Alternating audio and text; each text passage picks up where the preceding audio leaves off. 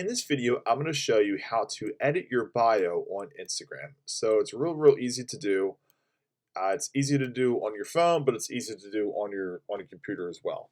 So what you want to do is just open up Instagram, log into your account, make sure you're here at the home page, and you just want to go to your profile. So your profile, it's a little different of a setup compared to your phone. So you'll have a lot of options here on the left-hand side, and just go to your profile. So from here, you can go to the very top right next to your name, kind of like where it would be on your phone, and go ahead and hit edit profile. And you'll bring up all these options just like you would on your cell phone, and you can go about editing your bio here. I'm just going to retype this because I don't really want to change it all that much.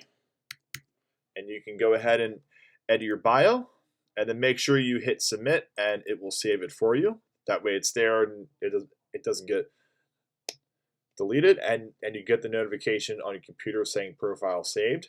And that's it. It's very simple, very easy to do. Sometimes I like doing stuff on a computer compared to a phone. It just gives you more space to kind of look at stuff. So I hope you guys found this helpful and useful, and we'll see you in the next video.